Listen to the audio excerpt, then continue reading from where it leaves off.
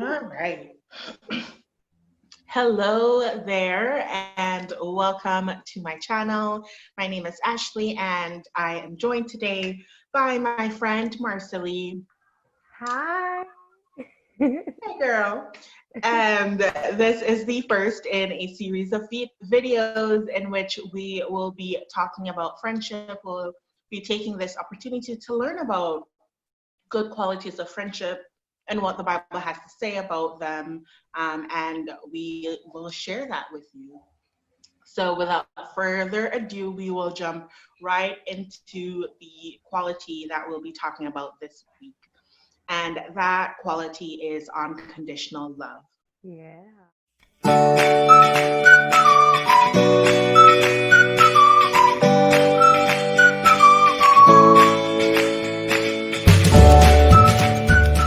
So if I were to define unconditional love, I would say that it is loving someone without limits or without conditions, where your love isn't dependent on the other person meeting some requirement or fulfilling some duty. It's just freely given, without an expectation and without a limit. Um, and it involves, often requires some sacrifice, Yeah. in order to, you're essentially putting someone else above yourself, if we are really to love in a perfect way. So before we get any further into that, let's talk about why unconditional love is important, or why it's a good quality of a friend. What would you say?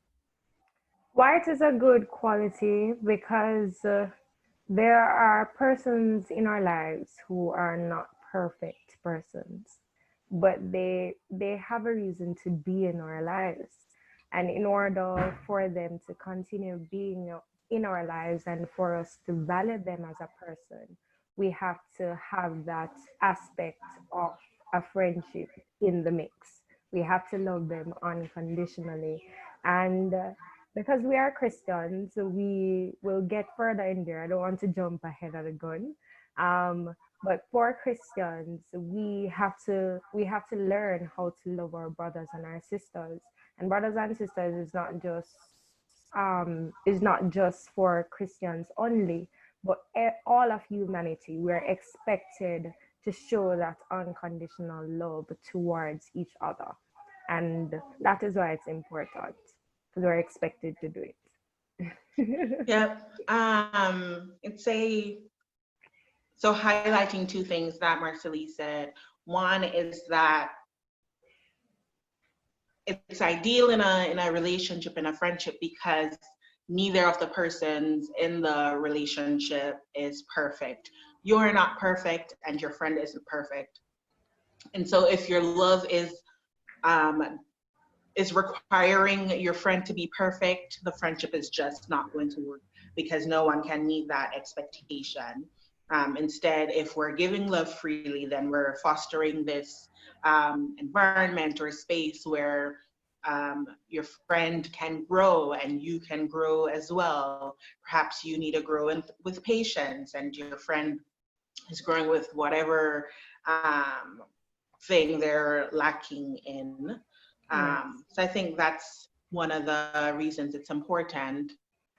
And then, like Marcely also said, it's important because we are commanded by Jesus to do so. That's an expectation of someone who says that they love God. Yes. Yes. So one verse in the Bible that makes that really clear is John chapter 13, verse 34 and verse 35. And so it says, "A new command I give you, love one another as I have loved you. By this, everyone will know that you are indeed my disciples if you love one another." And so in those verses, Jesus is saying, hey, you know that I love you unconditionally. You love how much I love you. Um, and I'm expecting that you try to love others as well as I love you. Yes. Yeah. Yeah. And he goes even further to say, you're only my disciple, you're only my follower, you're only my friend, you're only a true believer if you're practicing this type of love towards others. Yes, yes. All Mm. right. So while we talked about Jesus being a good example of a friend, Jesus being a friend, and Jesus Yes. loving so well, there is also a pair of friends in the Bible that I think exhibited unconditional love really well, and that's David and Jonathan. So let's see. What shall we tell you about David and Jonathan? We might as well start by reading 1 Samuel chapter 18 and verse 1.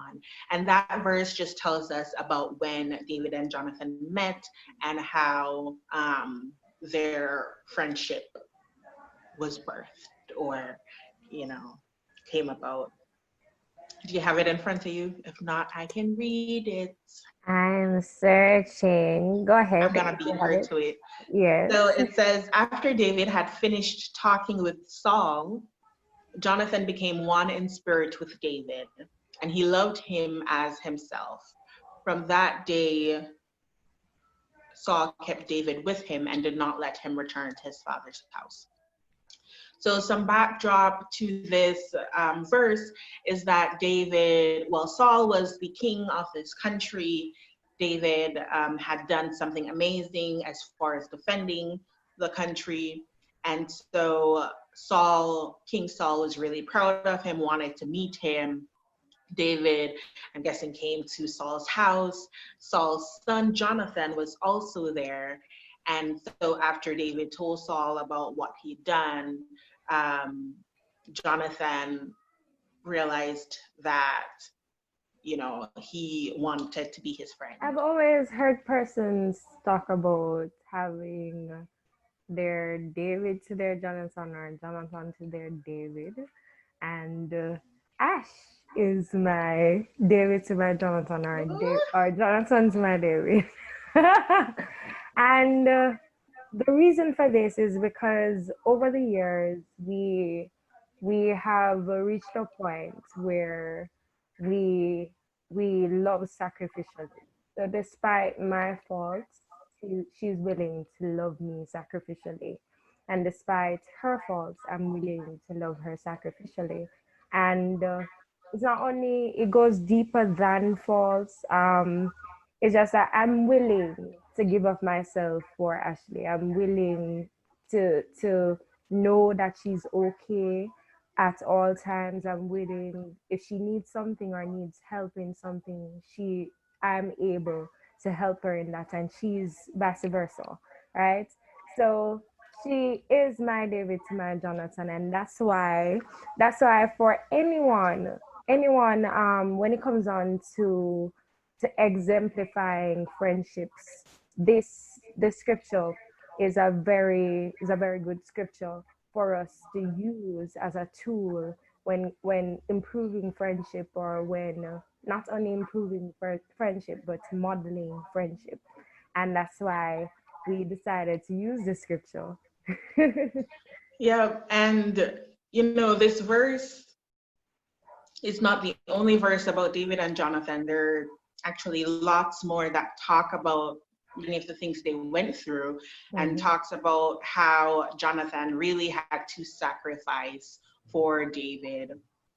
It Yeah. definitely shows where they didn't just have a surface level love, but it was deep, unconditional love and value of the other Mm. person. Yeah. So an example of that is, of course, Jonathan was the son of the king, and it actually turned around that David became the next king after Saul, Mm. because God told him that that would be the case. Yeah. And Jonathan, rather than, you know, Being jealous. rebelling or Yeah. getting jealous or something of the sort, was supportive of his friend Yeah. to say, listen, we started with God at the center of this relationship, so whatever he says, we'll go with that. Mm. Um, I also see this part of the scripture where Jonathan took his robe off and gave David. I think his robe, his armor, his sword, his bow, and his belt. He took off and he gave David. And his robe, I think it represented his royalty at one point. So he took off and transferred it to David. And for that, for me, I mean, I'm the next heir, right? I'm a heir to a throne, and I decided to give my best friend that sacrificial love for me, and I I want to just go a little further in terms of we are all, well, me and Ashley, right? Me and Ashley, we're all priests. We're both priests. We're both princesses. We're both joint heirs with Jesus Christ. And when I look at it, there are some things that are meant for Ashley, for her to reach her peak of greatness. And there are some things that are meant for me to reach at my peak of greatness. My way of getting to greatness may not be the same way that I'll get to greatness as Ashley. But at the same time, I must be there supporting her and giving her everything, every level of support that she needs to reach to her level of greatness, to what God has called her to be. And that's very important, especially in this scripture. Yeah, that's a really good practical example. Yeah, yeah. Oh, I tell you, my friend that's wise, you know. I tell you. So I found a quote that deals with the meaning of unconditional love. And it actually talks about David and Jonathan. It says, a love that is dependent on something, when the thing ceases, the love also ceases. But a love that is not dependent on anything never ceases, which is a love that is dependent on something, the love of Amnon for Tamar, and one that is not dependent on anything, the love of David and Jonathan. Yes, yes. Mm-hmm. And I think, let's see, you know, another reason it's important for friends to practice unconditional love, I think it's because we will get better at doing so. And we're called to also love God unconditionally. But instead, a lot of people, their love for God only is displayed when they're asking for material things or they receive material things, rather than, hey, I just want to be with God. I just want to talk with God. It's only when things are good that they know or love God or showcase that they love God. Yeah. Or only when things are bad, when they're requesting or petitioning God. And it's the same for some people and their friendship with human beings. It's like, if you are not able to give me money or give me something materialistic, I'm not going to stick with you. Bye. Bye, Felicia. Yeah. Yeah. Yeah. So I want to see if, you know, this little challenge that I have in mind is going to break up our friendship, or or Varsity will continue to love me even when I beat her at this challenge. Maybe. Let's see. Maybe. Maybe. So what I have in mind is for us to ask each other a couple of questions that we think the other person should know about us. And if we get it correct, we get a point. And we'll keep track of the points for next time, so we continue to build. Yeah. Yeah. But hold on. I think we forgot something to do What to did we discuss forget? upon good friend better than pocket money. Oh, oh, Oh. oh. So there's this thing in the Jamaican culture that I'll let me try to translate it. good friends, or better. Why am I saying it with an extra accent? Than money that you have in your own pocket. Good friend better than pocket money. Yes, Mrs. Yes. So, friend, what do you think that means? Money is tangible. Money can be lost in, for example, if you go in a store and you set out to pay to spend $1,000, that $1,000 might finish by the time you get off the road. But a friendship is long lasting.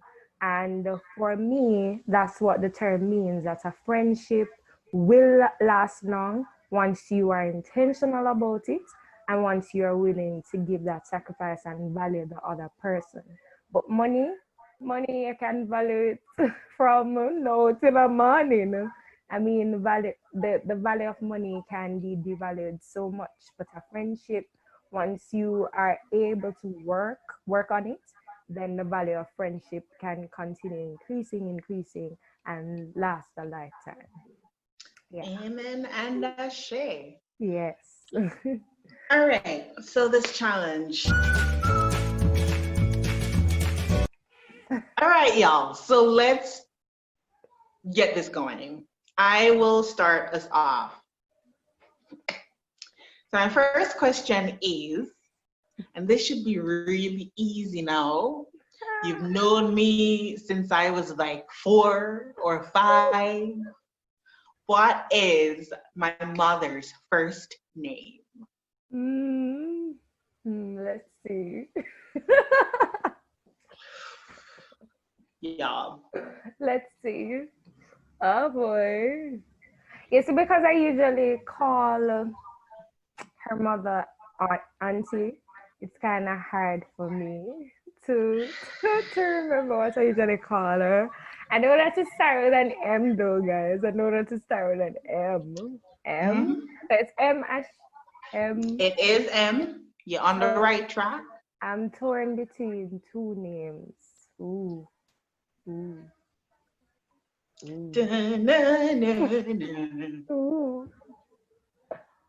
Marcia. Yes. Good job. Good job. Oh my! Because I was torn between Marvel, and Marcia, and I said, cannot be Marvel. And then I figured that is Marcia. So She's been redeemed, y'all. yeah. Great. What is your question? And it better be an easy question, because. So my question, so I'm not going to be very technical with this one. It's about what I really eat. But I'm going to narrow it down and say, what is my favorite fish to eat? You said favorite what? Fish to eat. So that is easy because we're always talking about it. It's salmon. Okay. Where's the clap sign? I don't know. There's usually a little sign for clapping. I'll put one on the screen, Okay. No problem. I got you. No problem. Okay. Second question. Right now we're at 1 point each. Second question. How many nieces do I have?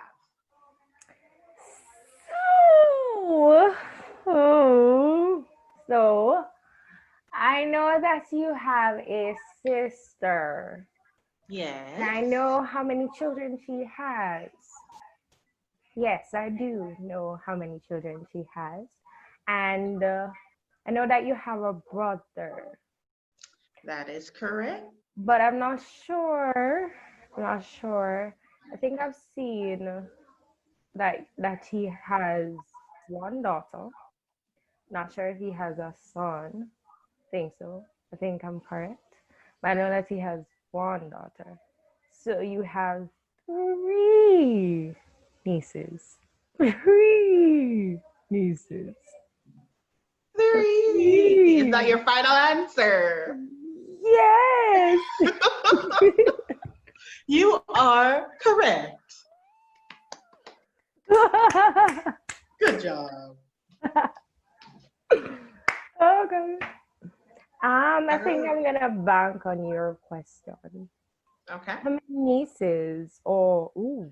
Mm, mm, yeah, how many nieces do I have? I'm going to give you an option just to make it a little bit easy. So you realize that I'm trying to be easy on her. Oh, So is whatever. it A1, B4, or C3? Well, listen, I am legitimately going to guess because I don't know. Oh. But I'm just going to play it safe and say one. Is she correct, guys?